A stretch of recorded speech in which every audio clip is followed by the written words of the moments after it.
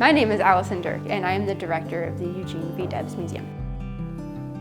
The bed and washstand are original pieces to the room. I didn't really know a lot about Debs, and I snoozed a little bit in my high school history classes, I'm not gonna lie. But coming to Indiana State for college and kind of having my social awakening and realizing these problems of race and gender and inequality, a lot of them can have a common thread that ties them together, and it's these economic justice issues. He was a social critic, humanitarian, progressive, socialist, so many different single words we could use to describe him. But he was a Terre Haute native, born and raised in this city, lived here his whole life, called the city his home, and really dedicated his life to the redemption of the common people, regular folks like you and me. We are in his 1890 Terre Haute home that he and his wife Kate built after 5 years of marriage.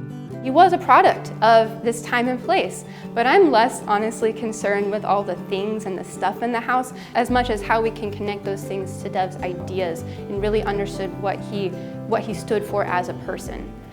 And we're looking at books here that represent what Gene was reading and then what he might read in more recent decades. Just today, I had 3 groups of English students at Indiana State.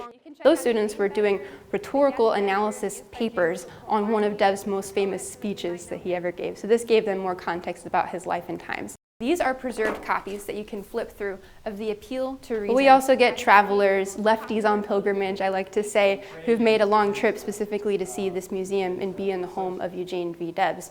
And then others who were just dropping in, looking for a house museum. So we do get all sorts. My favorite part of these tours is always bringing visitors up to the murals to really take in basically the bird's eye view of Debs' life and work up here in the attic. Because this is the formative turning point for Debs. I like to draw a line down here and we can say cause and effect. This is so important to talk about today and to learn about this history because so many of the problems that Debs saw and railed against in his lifetime honestly didn't go anywhere. We have to really believe that humans are capable of building a better, more just, equitable, peaceful society. So that's why we keep our doors open.